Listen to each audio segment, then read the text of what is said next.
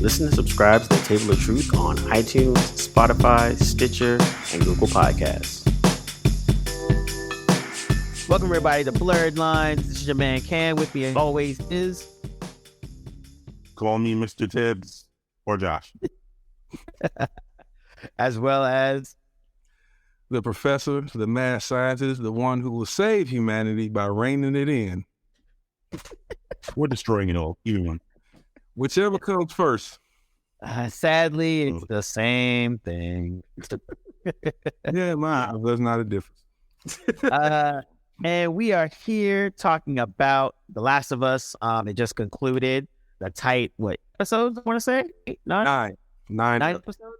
Mm-hmm. 9 episodes on HBO Max. We did a show kind of commenting on the first 2 episodes. We wanted to come back after it concluded to kind of give our thoughts about it, as probably the best adapted video game on TV/film. I want to say, like, is that stretch? Is that pretty accurate? That's pretty accurate of the last period 20 years.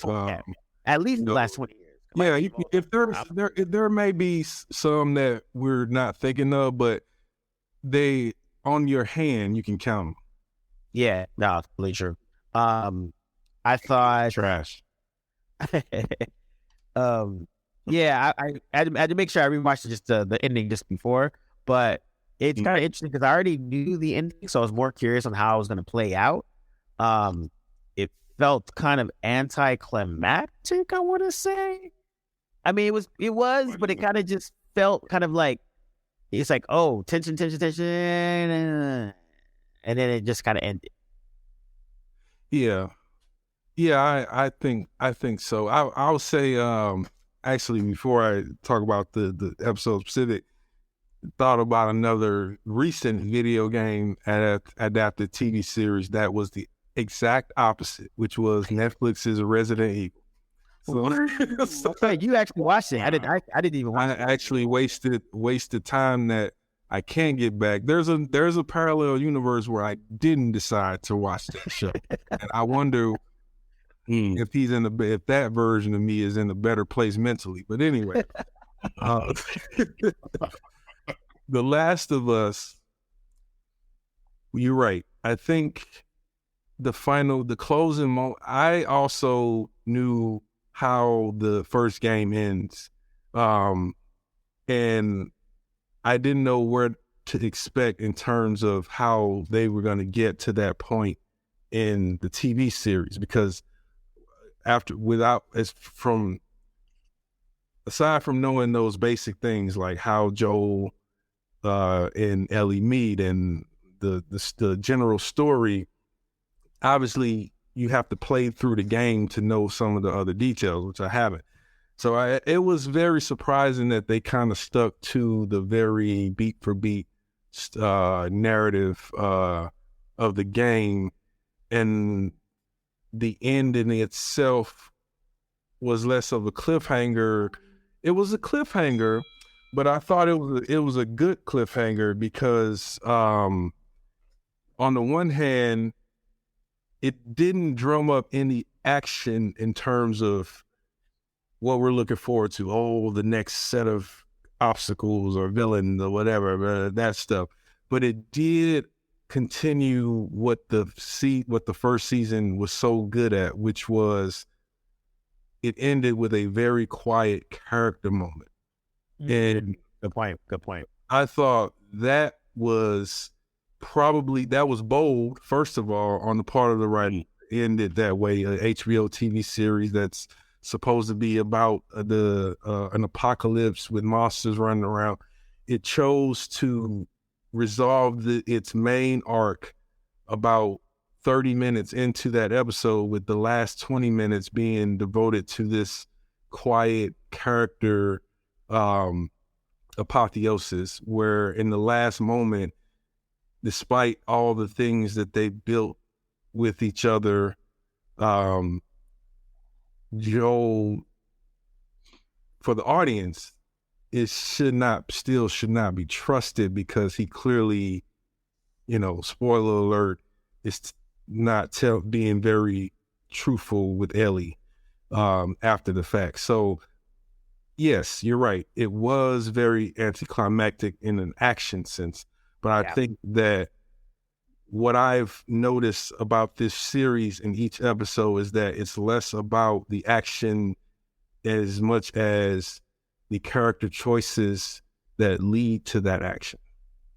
Yeah, 100%. And I think you're right. That's a good point. I didn't think about that aspect of it, because for a character-driven show, ending on a character-driven moment makes more sense. And also too, again, this is a show that's less about. I mean, it's about the contagion and like the kind of zombie fungus guys or whatever, but it's actually about the actual characters themselves and how they're navigating through this whole world. And even though Joel basically screwed humanity to save one person, that's another character part that's part of his character that's been established from the beginning all the way to the end. So it didn't really. So it made sense that that's something that he would probably do, because he's been showing that kind of dedication and loyalty to the people that was around him. He's always losing people, and this is a moment where he was like, "I'm not going to lose this person as I lost everyone else," kind of a thing. And also on the gambit, like as is with any trying to create some kind of solution to a contagion, there's going to be so much trial and error that, would that sacrifice be worth it in the end? Yeah. So, it's a very interesting and complicated moment, because also the antagonist in that moment, who is Marlene, is not wrong either about what she's saying to Joel to justify what needs to be done.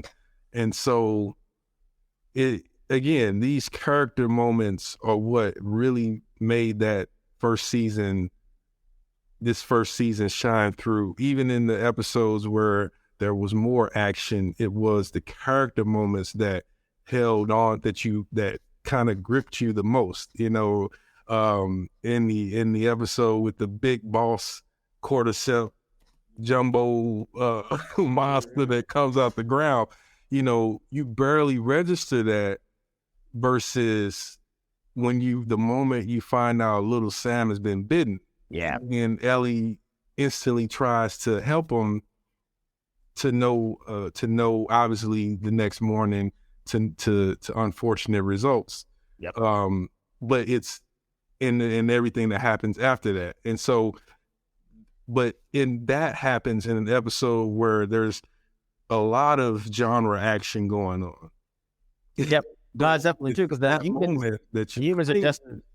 humans are just as dangerous as the fungi people. Maybe even more. I would say more, honestly, because it's interesting because I think my first couple episodes was interesting because I'm like, oh wow, even the apocalypse, we still have capitalism, which is hilarious. And then throughout the show, you see how different groups of humans deal with it. Some actually go back to more of a communist situation and more social gathering and kind of sharing resources. Some go to regular individualism and like, fuck everybody, I'm not talking to nobody, get off my lawn. And so I like that the show overall, it kind of delved into the different character traits that humans would possibly go into just based off of how we are now. And so I like that, even Marley and her overall thinking, she's just like, her thinking is like, yo, we got to stop this whole shit. So one person died, so it's kind of on her for not shooting Joel in the leg when he came in, or like chaining him up. But she respects them because of previous past stuff that she didn't know. They elude you, but they don't tell you about, Yeah. And so I think overall, but I mean, from a production situation, acting wise, casting wise, they did a freaking amazing job. They really, it's one of those things where you can tell they took it seriously. As like Resident Evil, I only saw the trailer and I was kind of like, oh, all right, well, I'm doing one of these again, huh? And also you had really good writer / showrunner, executive producers who understood the story that they were handling and didn't get too bogged down with the genre aspects of it.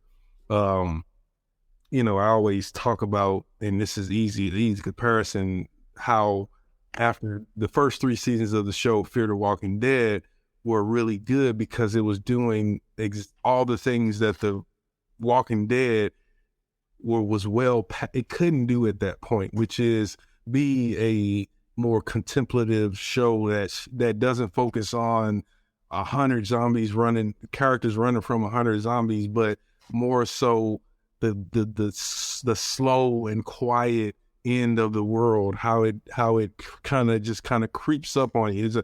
And comparing it to Last of Us, the same thing what Joel said. You know, it was like Friday, people ate the cordyceps. Saturdays, they started getting sick, and by Sunday, the whole world was gone.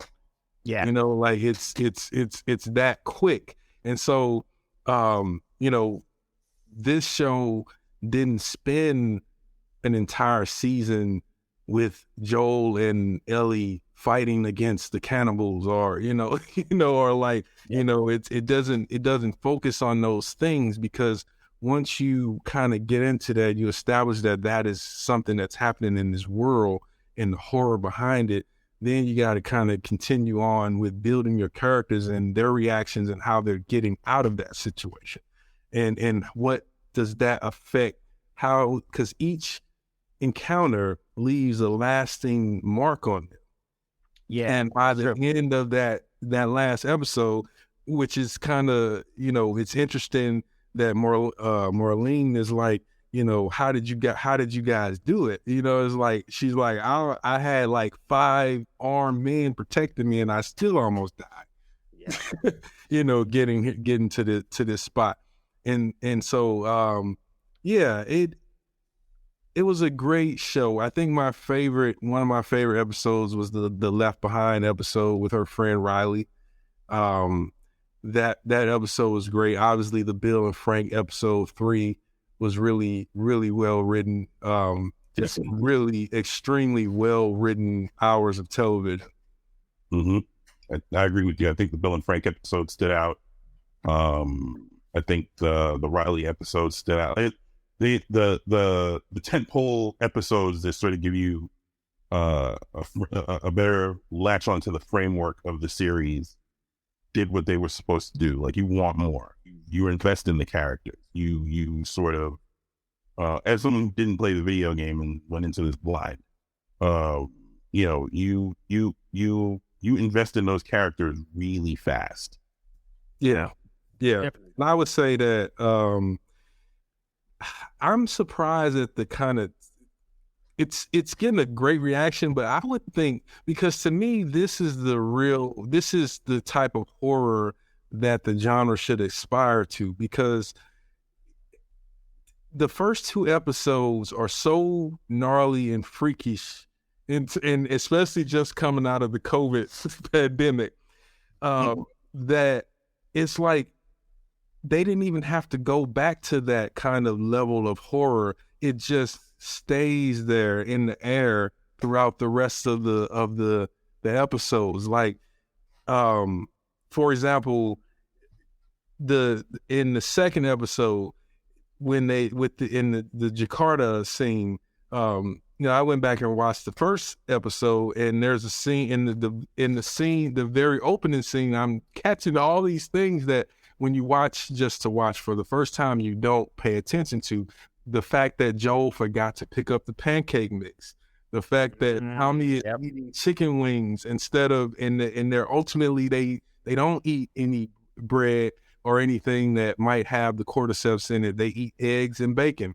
Yeah. A neighbor offers Joel offers them biscuits, and the daughter says, "Oh, he loves biscuits." And Joel pauses for a second, and he's like, "Yeah, no, you know what? It's fine. We can't. We're not gonna do it."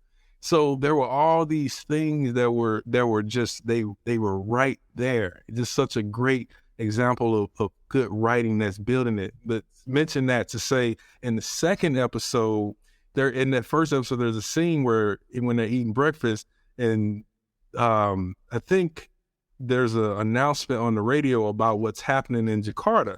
And so then we see that in the next episode, and the way that they show that is, to me, in the most relatable way. It's just guttural. There was something about it that was dreadful in a way that surpasses those jump scares. Like, this is the kind of thing, because it's that slow and silent terror. Like somewhere in a lab. Here you have a military man who's brought in scientists to check on something. Meanwhile, life is continuing outside of all that. Nobody else knows that, and she recommends that they bomb that entire place because they're not going to stop it any other way. Like, I think that to say that it's another example of transcending the genre would be an understatement. Yeah, no, exactly. And I think that's the thing was kind of crazy because I don't want to compare it to a Walking Dead situation, but one of the things that Walking Dead did good in the first season was, yes, there was a lot of zombies, all that kind of stuff, but they really did focus more on the characters responding to this world around them, as opposed to it just being about walking zombies trying to kill everyone. And again, like the humans are almost worse than the zombies at some points because of the pettiness or greed or survival or whatever it was. And I thought Last of Us did a great job of really honing in on the human aspect of this, all these humans in this crazy ass world, and then how they're gonna react. And I think that was crazy. And Last of Us also puts you into a spatial and temporal understanding, right? So it's not just they're just coasting through backwoods country for 8 seasons and you don't know what year it is or what you have no idea which way is up, and then all of a sudden it snows. Their way of doing it is like, okay, here's 2003 when this stuff, no, even further back, they started in 1960 with the TV show where the doctor is talking about the worst type of disease, of infection pandemic that would destroy humanity would be a fungal one, because we have nothing to fight it back. Mutated fungus, and and talks about if the planet starts to get warmer, that it can survive. The mutated fungus might be able to survive in those conditions. So it took you through the time and put you in a specific space to allow your brain to say, okay, in 20 years, through the rise of a military authoritarianism, these type of things, 20 years might not be a long enough time to completely do away with capitalism. That, in fact, I would even say it's not, because that's the only thing that you still have people who are alive who were alive pre-cordyceps. So, they establish those things, and that's what makes the story even better, because of the leitmotifs, the things that are a part of the mise-en-scene around the world that help tell the story. So it's interesting. Oh, go ahead, Josh.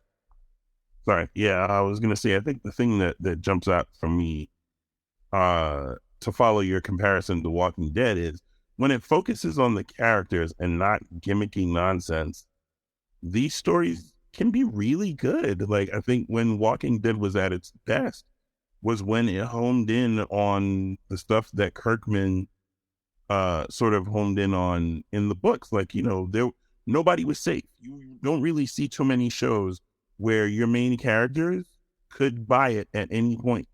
And they make you believe like Rick survives most of the series, if not, and I think he survives most of the way in the book as well.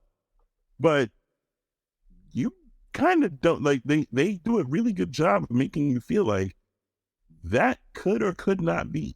And likewise with this show, they do a good job of making you feel like, obviously no show without Joel and Ellie, but you don't know that. Like, they really do a good job of making you feel like these two people could die at any point. Even in the flash. Sorry, I didn't mean to cut you off. Oh no, I didn't. Even in the flashback with Riley, you're watching a flashback and you, for a brief moment, don't, like, your heart is in your throat the entire time that they're in the mall. A, because you know what happened, and B, because that can't possibly be safe. Yeah, it seemed like a bad idea from jump.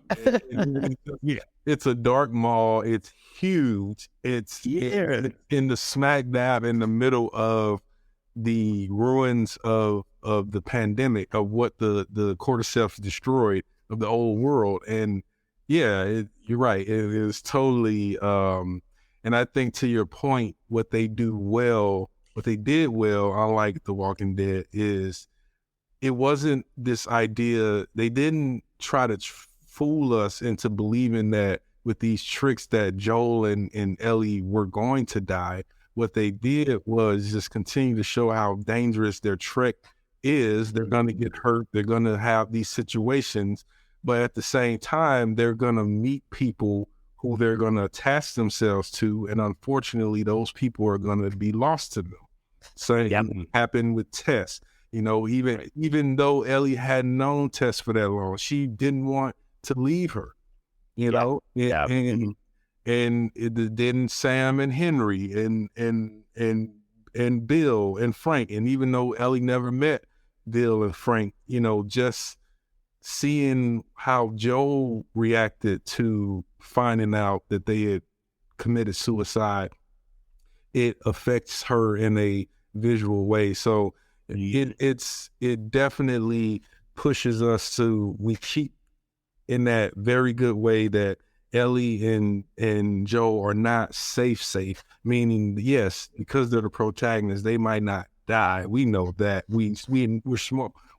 Most of the audience understands that, but at the same time, the writers do a good enough job of not making you comfortable watching their journey, because you know, at any moment people were hurting them, like when Ellie's kidnapped by the cannibal guys, and you know, and she has to get out of that. And I like that it wasn't a damsel in distress situation. Ellie got out of that situation on her own.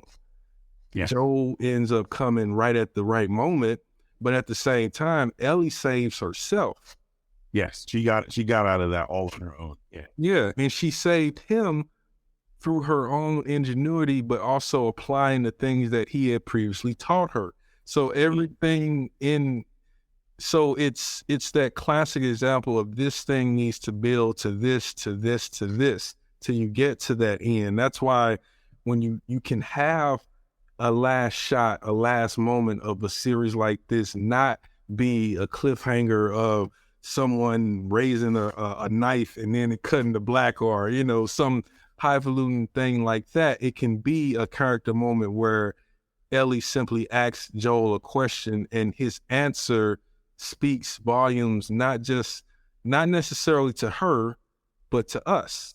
And as I say all the time, it's that classic Hitchcockian suspense. We now know something that one of the characters does not know.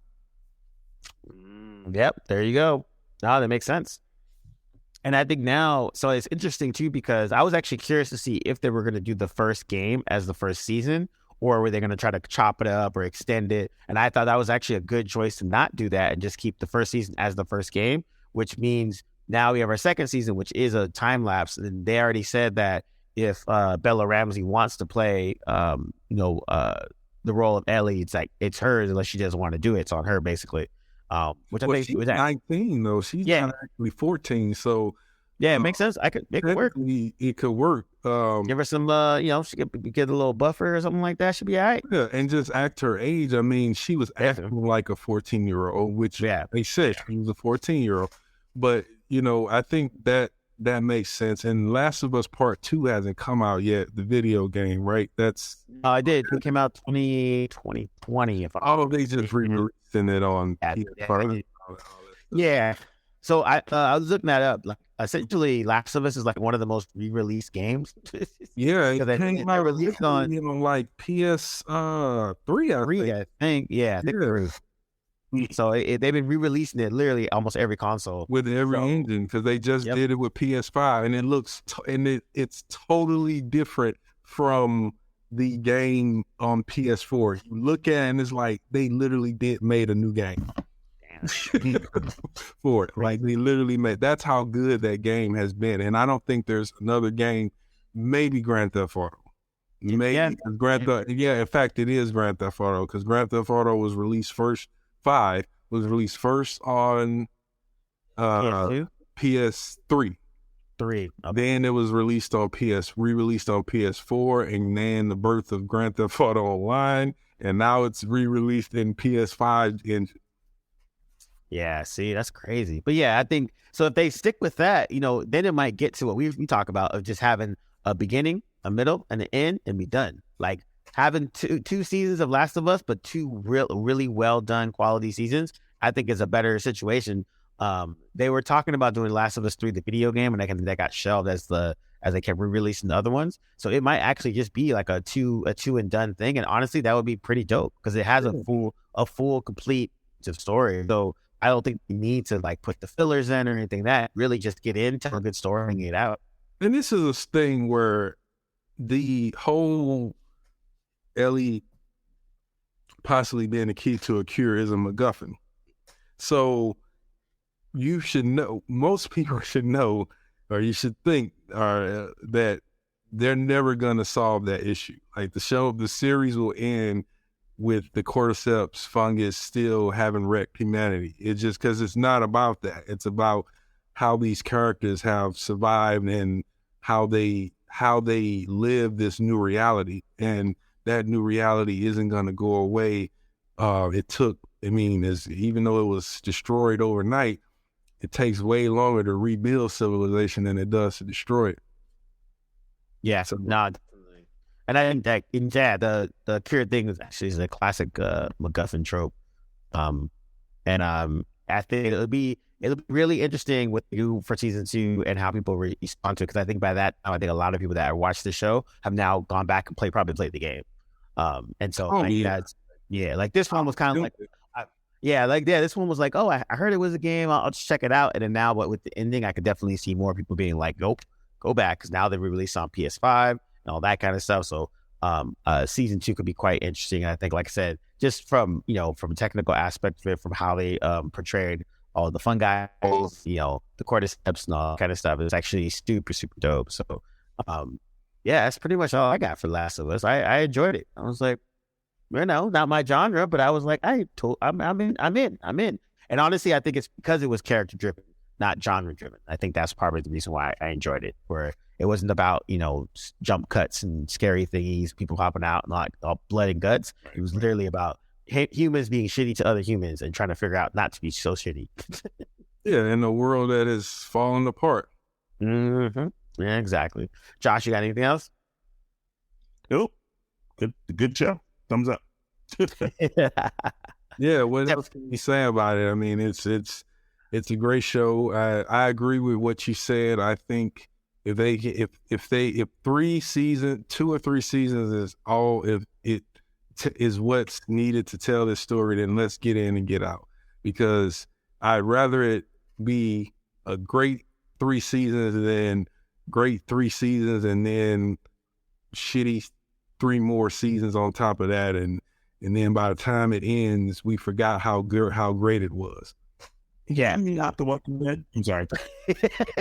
There's a few that could be put on that list. That show's still on.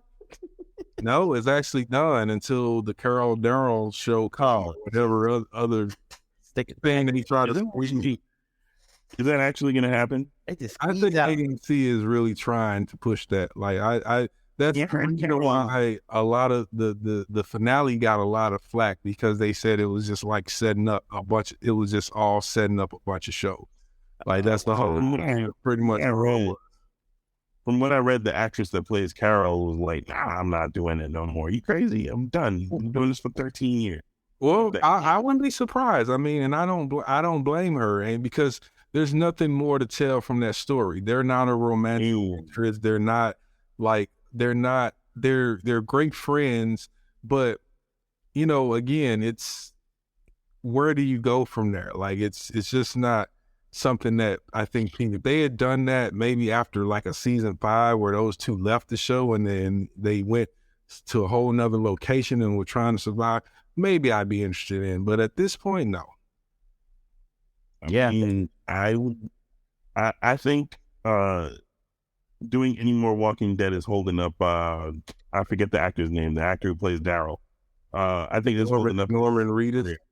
Yeah, Norman Reedus. I think he could be doing other stuff, and I think he'd be great in other stuff. Yeah, good actor. Well, actor. Other stuff. Anyway, Yeah, he'd be great. Yeah, he will do. I think get rich doing other crap, man. Come on.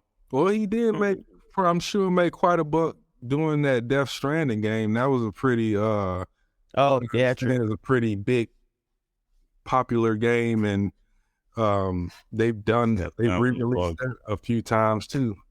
Yeah, that's true.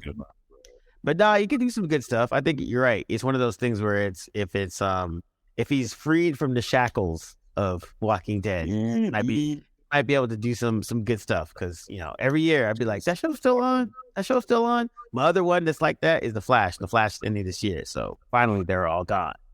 Well, that you file those shows under the category of they overstayed their welcome. We liked them as house guests for a while, and then they just wouldn't. They never left. They were lingering. Yeah. They never left. Supernatural like that. Yep. Round the horn. What season did you stop watching Walking Dead? 2. I should. Yep. Couldn't do it. Yeah, Cam stopped there because he read the comics, so he understood. Yeah. But exactly. Yep. Yeah, but you know what? I came back. What I did was I stopped at 2, and I just waited for the governor, and then I went back for the governor. It went too long, so I stopped again. Then I waited for Negan, and Negan came in, and then he kept going. I was like, stopped again. Yeah. And I was like, because I was like, yo, I just wanted to see these particular characters, and when they showed up, it was dope. Like that first episode of each one of their introduction, boom, awesome. Then for some reason they stuck around for 2 seasons. I'm like, okay, I can't do this. And so that's when I was just like, nah, I'm tapping out, man. You guys are literally feeling it and stretching it. Plus, I don't like how they did black people in Walking Dead. So I started watching regularly after they fake killed Rick. And I was watching, which was about season 7, I think 8. I don't even remember. Maybe it was 9 because they went how many seasons? It's up there. 11. They went 11. I didn't watch season 10. I didn't watch season 11. I think it was 9. I didn't watch that full season. I only watched because I watched nothing after Rick. That stuff happened with Rick, and I'm pretty sure that happened like after the first 8 episodes or so. And then the season before that, which was the last Negan season, I was watching sporadically, but not week to week. And then I went back when they put it on Netflix and rewatched what happened. Because like Cam said, they just kept going on and on with each of the villains, and it became a gimmick.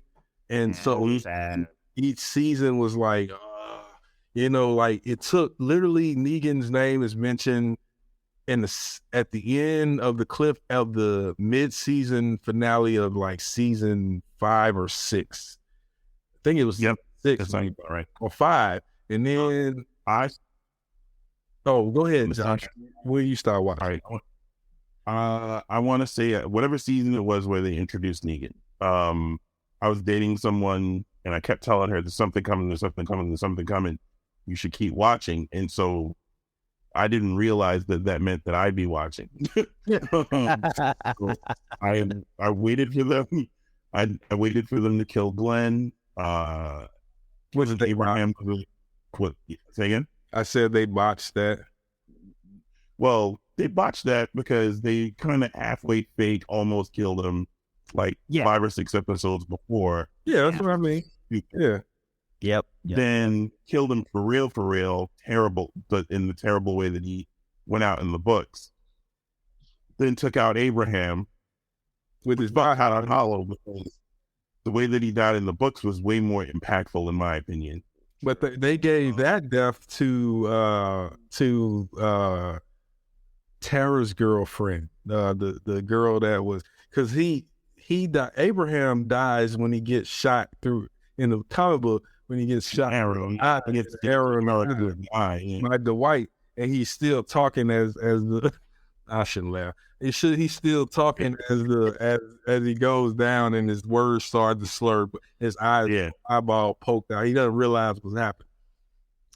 Yeah. But I mean, Yeah. I tapped out probably way before that. When did I tap out? Probably about a season or two before, when when they give you the line from the comic book, they don't know who they're messing with. Oh, Yeah. yeah. That was the cannibal, the one with the cannibal. Yeah. And that was that's one kind of right, thing from the comics that they actually did not stretch out too long. Like it was the one thing that moved very nicely, I thought. Yeah, that's the one time that they did a actual good adaptation. Even though again they kind of stretched it out because the whole Terminus thing was throughout the best back half of whatever season there was.